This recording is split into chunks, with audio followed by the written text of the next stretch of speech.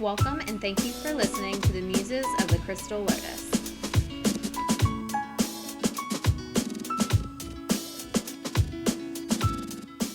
Welcome to another episode of the Muses of the Crystal Lotus. Good morning. Hello. I'm Shauna, and we have Tina, and Tennille, and Stephanie. And we are going to be talking about something that means a lot to all of us, and this is ethics, and the association of ethics with the Four Agreements. So we're going to let Stephanie take the lead on this one, and spit it out, Earl. Well, first of all, Merry Christmas. Merry Christmas, Happy Yule. There we go. I was going to say Happy Yule. Hanukkah, Hanukkah, Kwanzaa. whatever There's so your many. religion is. We are. I hate the statement Happy Holidays because it's so generic. Well, that's why a lot of people get away with it, because they're not offending anybody Yeah, well, by doing Happy Holidays. I'm sorry. If Whatever you can't it take is. the time to know which one comes when on what day, Whatever you are celebrating, happy Merry to you, and we hope that your holiday has been full of love and joy and in-law survival.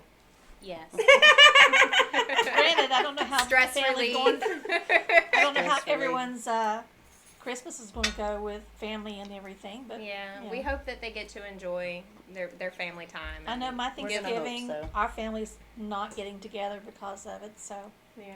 we are going to do a Zoom meeting though. Aw. hey, if you can't share cooties with your family, who can you share it with? Well, we come from all over the country, so Well, that's true, and there's Well, so it's best But- just to right now. I imagine my daughter will not be coming for dinner this year because she is a frontliner LPN, and I wouldn't want her to give anything to the people she works with.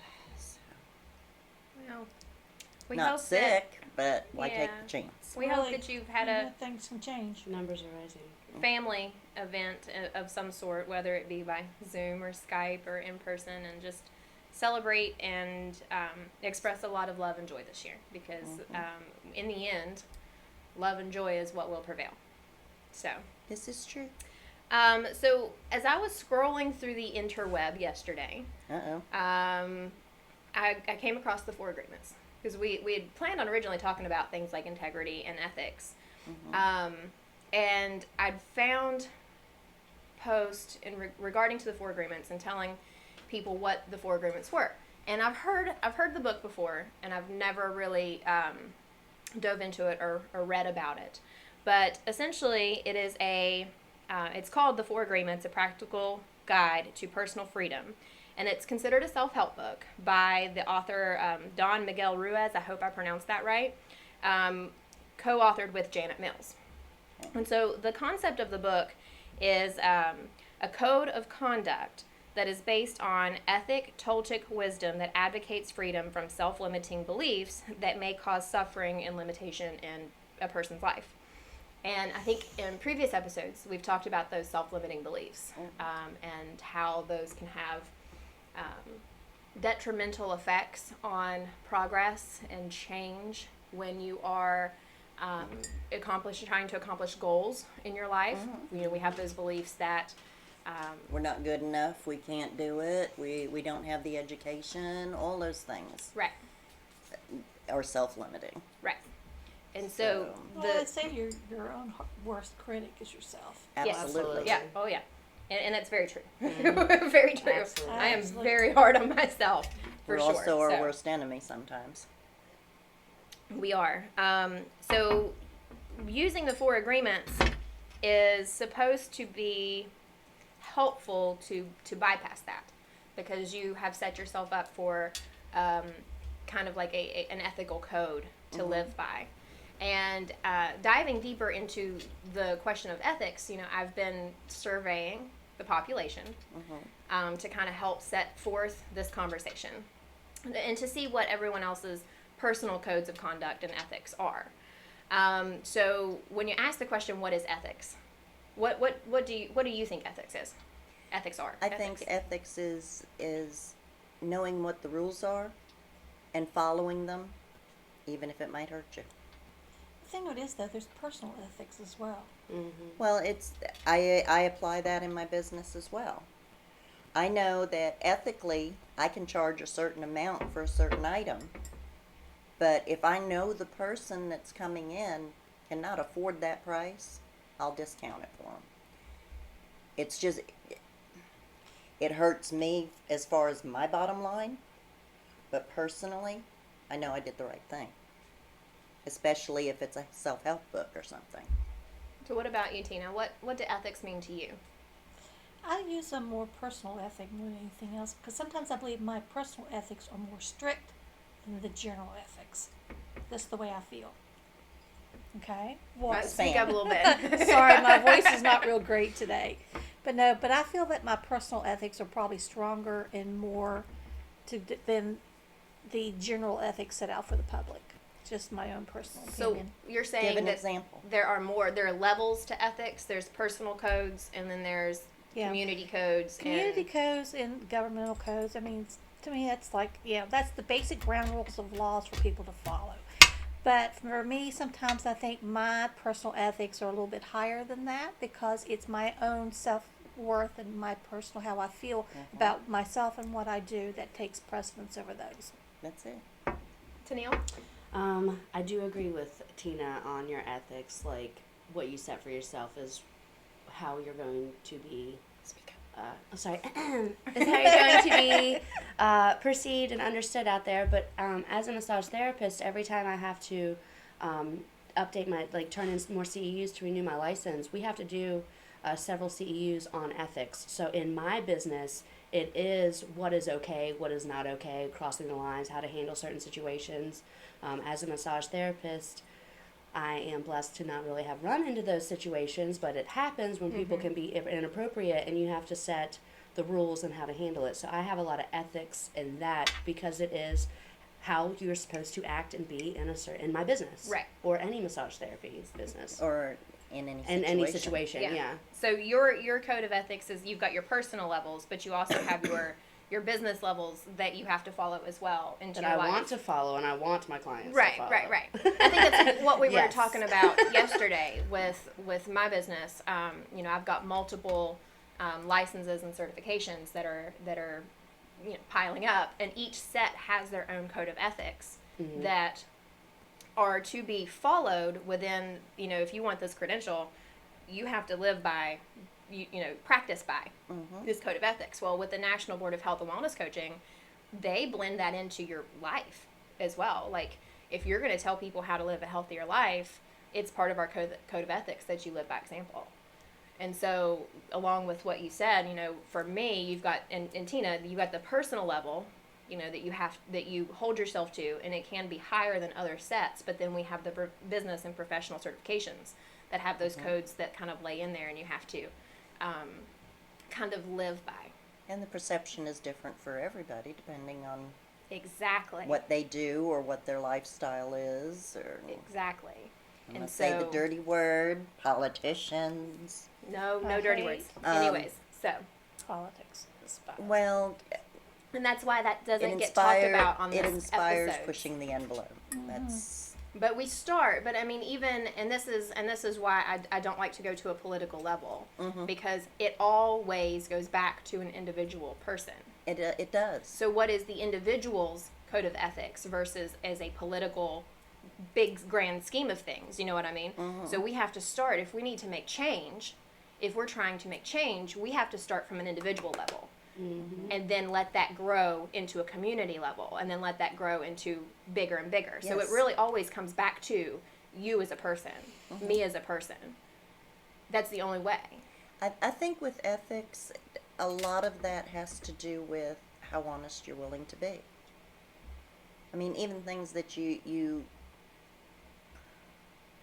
okay, I run a metaphysical store. I have a holistic education center. I smoke. I've been a smoker for years. But I don't allow that habit, bad habit, to interfere with how I treat people or what I expect from people. It in the Wiccan belief system, It's for the good of all and harm to none. Mm-hmm. And that is an ethical code I follow, And even do no though I'm harm. not really Wiccan. And that's what I the number follow. one for medical is do no harm. Yeah. The Do last no harm. thing, That's that's what I- number one. Yeah, that's one of the first Do things no I harm. learned in massage school. I Yes. do no harm. Or If I like with question, Reiki, I don't.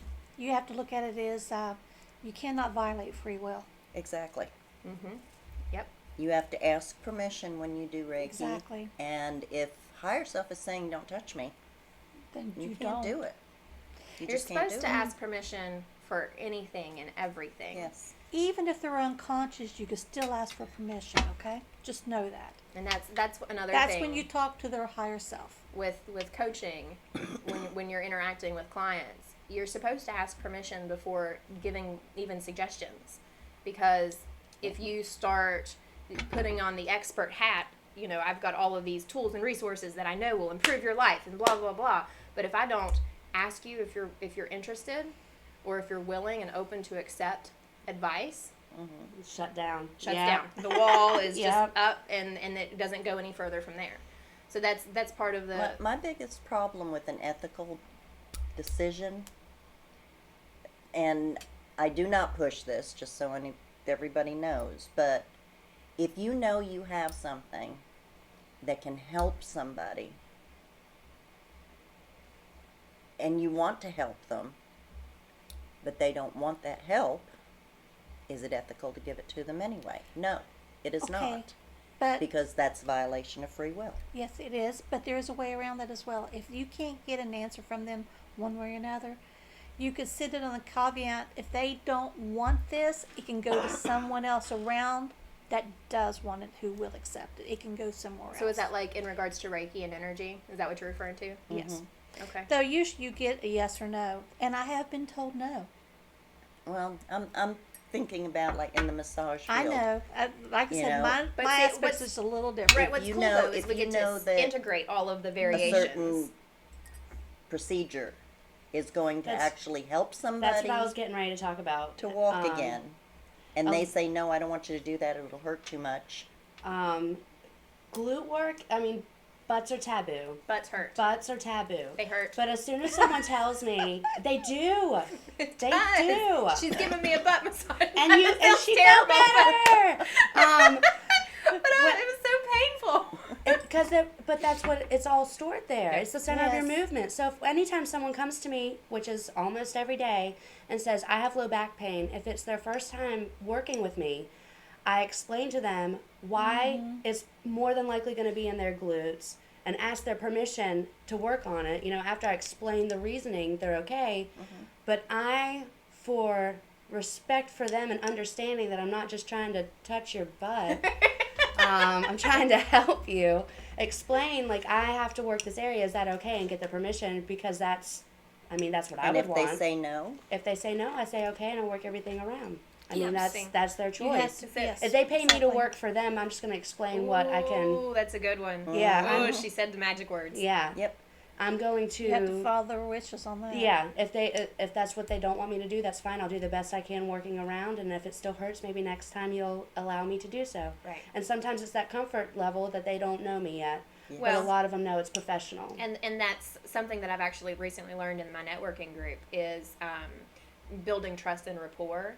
You know, it takes 5 to 12 contacts, touch points with an individual before they start gaining your trust and credibility and rapport. So if someone doesn't allow you to touch their butt, Yeah, massage touch the butt. the first time, and then, you know, but they start to feel gradually better, but there's still persistent problems, you know, maybe like in the second, third, fourth session, and they're like, okay, well, I'm still not finding the resolution, let's attempt it. And so it's about building that trust and rapport in a relationship first. Yeah. Now, on a physical level, yes, that's all I think. But for me, where I do it, Reiki-wise, okay, there are times when you know the person is not receptive to that sort of thing.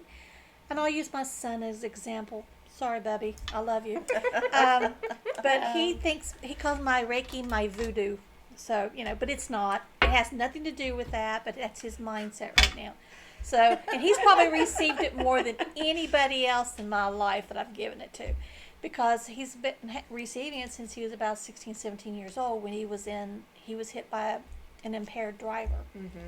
And so he had to be in intensive care for like 2 weeks, and he was in hospital for another week, and then he come home. So he had to go, and he had to be homebound tutored for about 1.5 to 2 years. So with him, I learned it because of him, actually. I was drawn to it after he had the accident because I kept thinking there should be something I can do, and I couldn't think of it. And finally, this kind of like fell into my lap, which is probably the catalyst that kind of took me that direction. Right. And so I started to learn and do, and so I started going through asking his higher self because his higher self would allow me to do it, but personally, if I asked him up front, he would tell me no.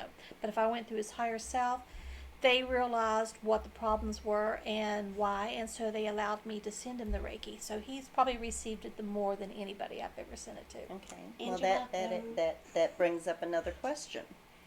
If you're using ethics as a guidepost for how you live your life and how you want your life to turn out and everything, and you're trying to teach your children to live by these ethics of do no harm, or for the good of all, harm to none, do unto others as you would have them do unto you. Golden rule. When does it become a violation of your personal ethics when you're a parent? Trust me, I had to deal with that one. That's a Because good you one. automatically want to do it. You just want to send it just because you When it don't comes like to to see when it comes to your kids yeah, or it's loved ones. been there, personal dilemma You that I've been know, going through, but yeah. I've been It's really make hard. myself. I make Now, you myself know- talk to his higher self before I do it because I know that, I'm not supposed to violate that free will, and if I did that, it would be. Mama is very protective, but hey. And this is something I honestly don't have an opinion on because I don't have children. So I've never been faced with that situation. I have. You know? Oh boy, have I. It's I'm just lucky he's a still very here. difficult situation to say, okay, my child is extremely sick. I have the ability to heal them with Reiki, or to at least relieve some of the Pain. symptoms and pain. And my child is saying, no, don't do this. And you ask higher self, and higher self is saying, no, don't do this. It breaks your heart. Do you sit there and watch your child suffer, or do you do it anyway? And, I was thinking My You're gonna pers- get my Reiki, pers- You're gonna like it. my personal code We're going to the bathroom Go on. if you don't. is Come if out. my child's higher self is saying, no, don't do this, I have to look at it as, okay, this is something this child has to go through To learn whatever they're learn. supposed- Mhm. how they are supposed to behave in, say, a pandemic. Everybody else is wearing masks, so I don't want to wear a mask. Well, okay, I get that. But now you're sick from it. What did you learn?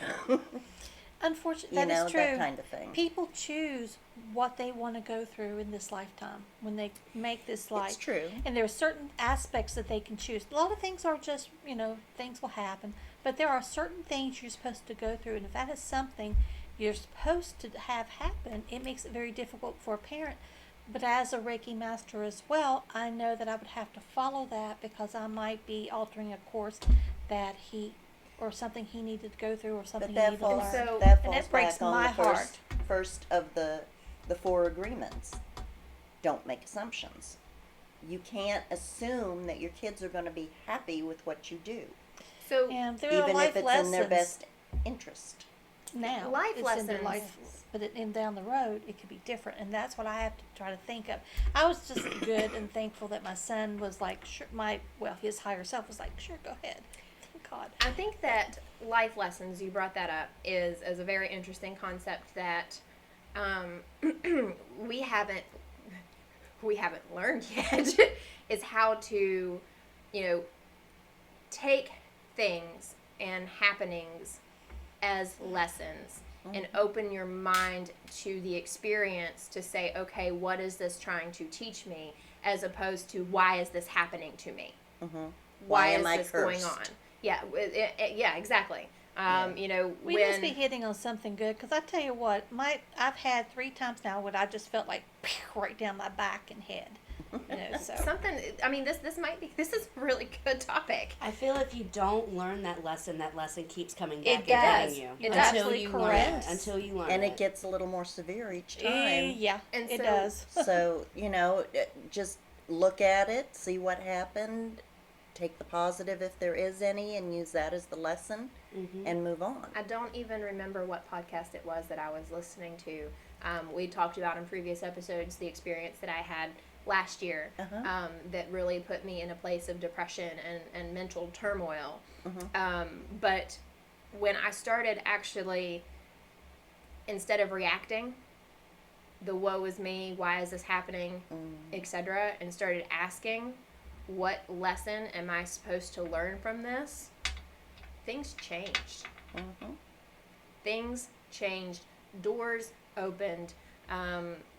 Books fell into my lap. Not like books flying off the bookshelf and landing in my lap, but like I would, you know, come across things, new experiences, new people, new podcasts, new education that expanded on specific topics. So, for example, the book that I mentioned, the Anxious Mind book, you know, I came across that scrolling around on the Facebook, and it was like one of those Audible commercials or sponsored ads, and the book was there, and I was like, oh, well, what's this? And I opened it up, and I read it, and it was the most helpful book through my whole experience. So I think if we can actually start opening the question, the commentary, you know, what is this trying to teach me? The Synchronicity. answers will fall in your lap. Yeah, they'll come to That's you. what they call synchronicity. What you look for, the universe provides. Do you remember last year, Tina, Yes, when I ma'am. was going through all of this and something was happening about the whole everything, and we were going through it all, and there was some synchronicity, something in a podcast, and I recorded the episode and sent it to you on Facebook Messenger and was like, look, the answer. Do you remember that? I do. Because that's how it was. When you start actually asking, what lesson am I trying to learn, you get the answers to those questions. And Powerful. going back to assumptions and going back to ethics, it's my personal belief that the number one ethic that everybody should follow is be honest with yourself. You know, yes, So- be honest with other people, but you have to first be honest with yourself before you know if you're actually being honest with other people. So let's go into the 4 agreements. So what we're going to do Okay. for the next couple episodes is we're going to break apart these 4 agreements, and we're going to Okay. talk about each of the agreements. You know what in a they little say bit of about detail. assumptions, don't you? So the first agreement Yes. Everybody is knows. don't make assumptions.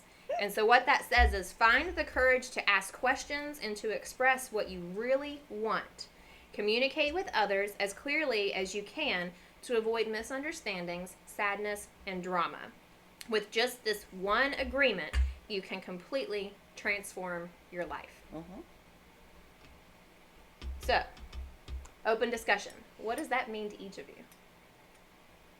It means be honest with yourself about where you stand and try not to push that onto somebody else in a situation. It means being honest with them, but not doing it in a malicious way. You know, just if you have a problem with someone, somebody said something about this person, and you know, okay, you're just going to follow this blindly. To me, it means go talk to that Ever again. person and ask them what it's about. You know, you can't just assume that everything you hear is right, Well, you can't assume Absolutely. that your interpretation is what or they're your thinking. interpretation. Yes. Now, granted, for me, pre-stroke, I was more kind of laid back and really didn't push that envelope. I just, went about my own. Post-stroke, I'll flat out ask you, what are you doing? Okay? I mean, things kind of like I meant, it just like it comes through, goes, thought comes right out the mouth without any filter, no stop, there it is. And that's not something Yes, I've and ever... we have to bleep her often. It does, I swear. Since I've had my stroke, there is no stopping that. It just, no filter, it just comes right out the mouth, no matter what language it is, okay? So, but yes, so I come right out and bluntly ask, what do you mean by that? Because how I think about it might not be what they're thinking, and I could be interpreting it different than what they mean. Yes. There's an old saying, don't believe anything you hear and only half of what you see. Because somebody doing might just be they didn't want the person over here to know they had to go to the bathroom. It's not necessarily someone talking about you. So, What kind of conceit is that if everything's about you? Well, that's I another would not agreement. We'll get know. into that another one. Okay. Another day. That I wouldn't know because I tune that out, and it's not like a self-preservation thing or anything like that. It's just people want to talk about me. That's their right. Hey, They can talk all they want to. The thing it is, if they're talking about you, they're thinking about you, and that means that you're right up there at You the are in top. the center Just of know- their universe. Exactly. No, their opinion of you is not your opinion of you, and it doesn't matter. That's right. If they're talking about you, that means you're doing something. So what about you, Tanu? A couple things I want to touch back on. The being honest with yourself. I've found for myself that when I'm talking to somebody about an issue, I'm just telling them like right then what's in my head, or I might not put my raw emotions out there. But if I sit and I start journaling to myself, I am brutally honest to me. Mm-hmm. When I'm not talking to anybody, I'm just talking to me, and I'm putting everything out there, all my thoughts just to get it out.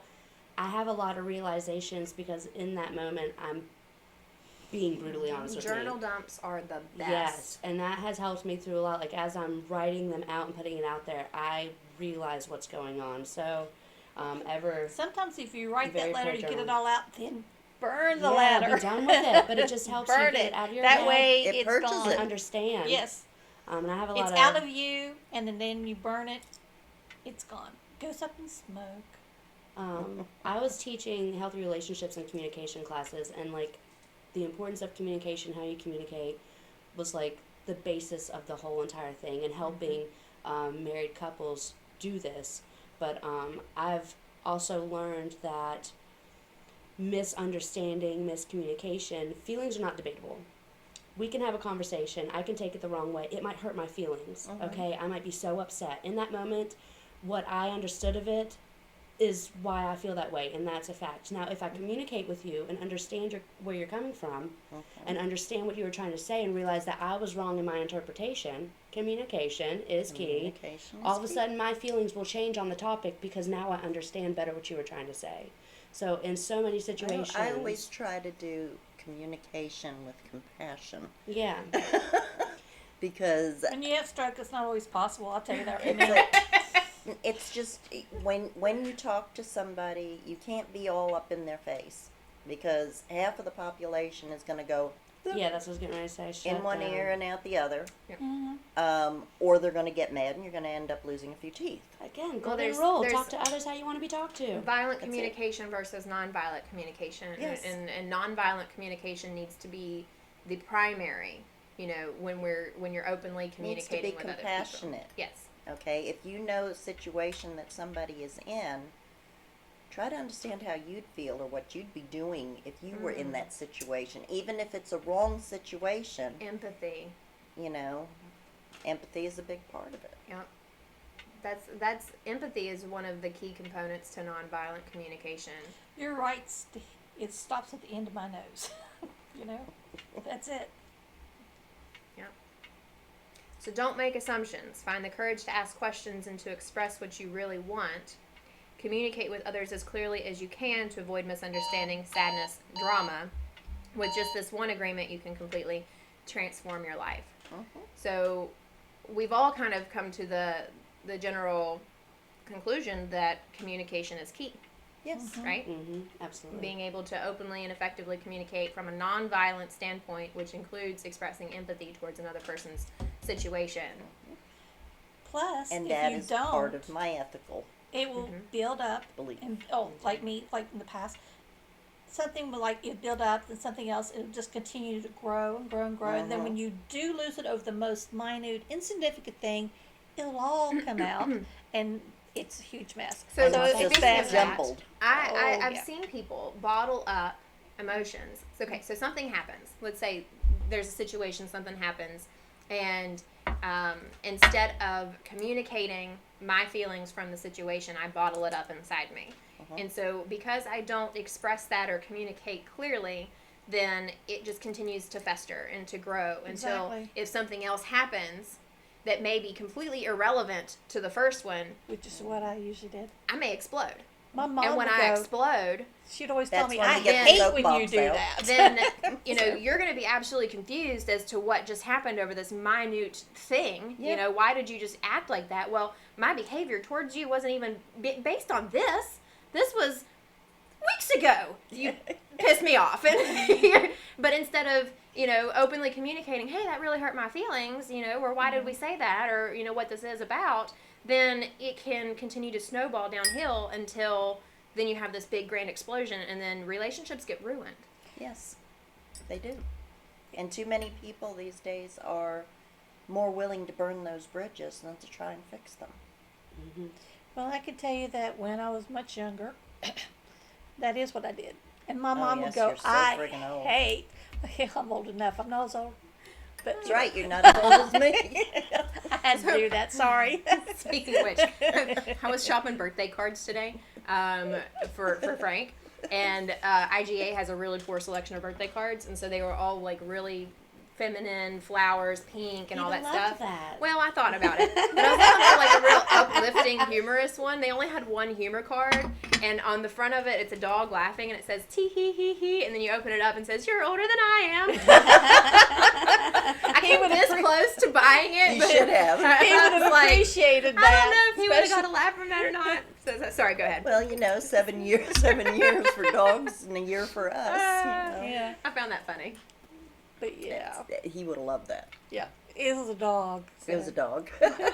You're older than I am. But yeah. What? I made you lose your train of thought. I'm That's sorry. okay. that's not hard to do. But what's always funny is that I had a boyfriend one time who told me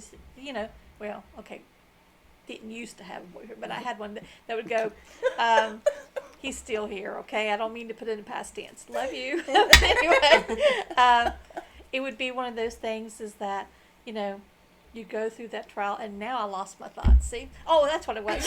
I tell you, you'll come back in a minute. He said, I'll start with one subject, switch it to another, then something else will go through my mind, and I go off on that track, and then something else, and I go back to here. And he said, but you'll go right back and pick up where you left off on the first one and go forward. And by that time, they've forgotten what you were talking about.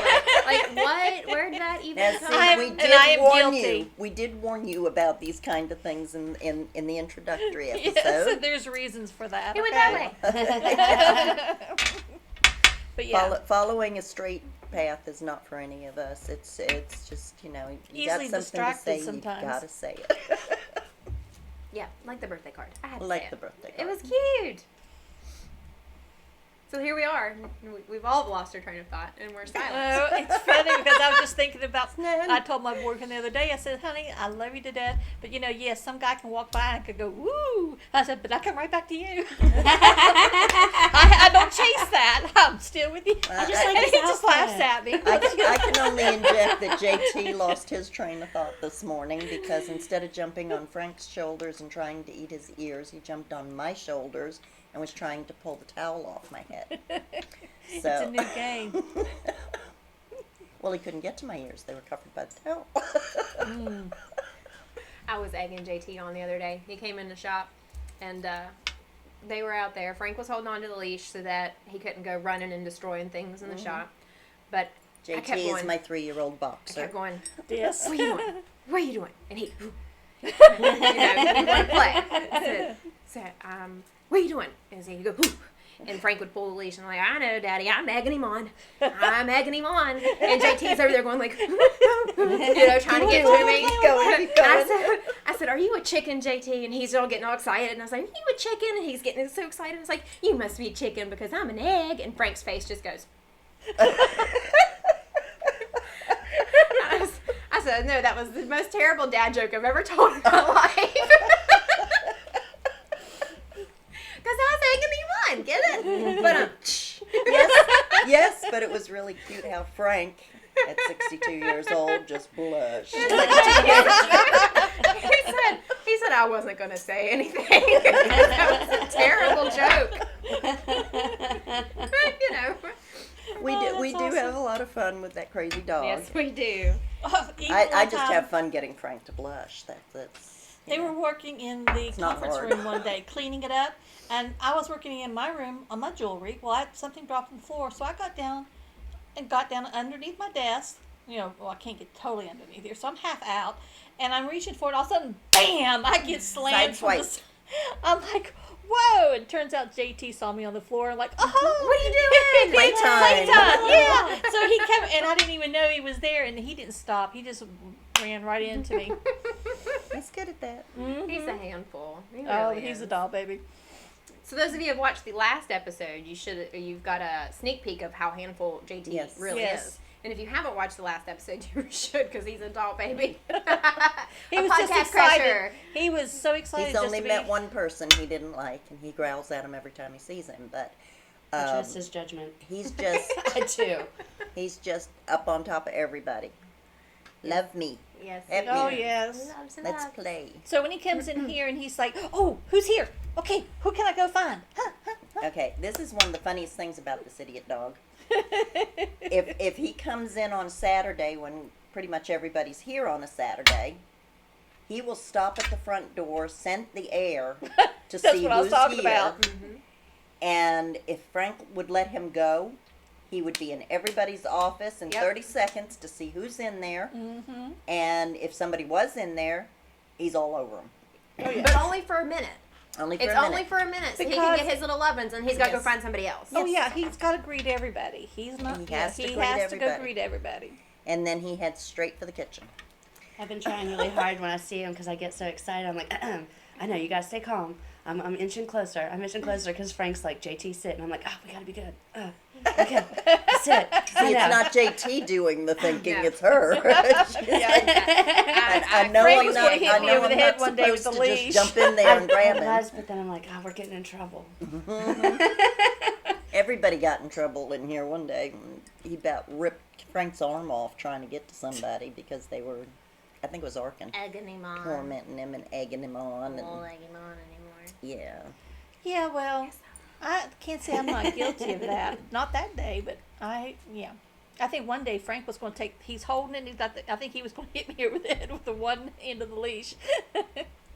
I think JT's ethical belief system is just love everybody. Yes, and Except that's a for very good one. one too. Except for one. Just love everybody, whether they want it or not, whether they need it or not. Just love them all. You know, I'm going to ask who this is when we get off here. What?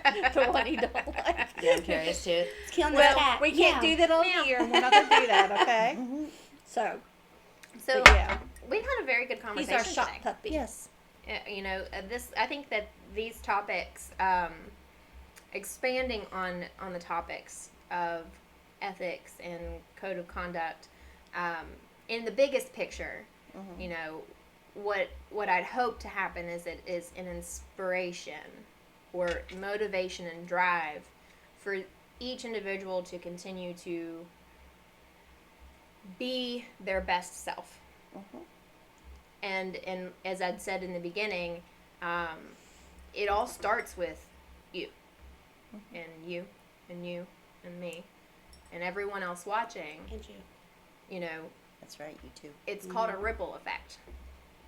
If one person makes a change here, implements the change to the people around them, then it will flow into someone else, which will flow into someone else, which will flow on and cause ripples in waves in our community surrounding us.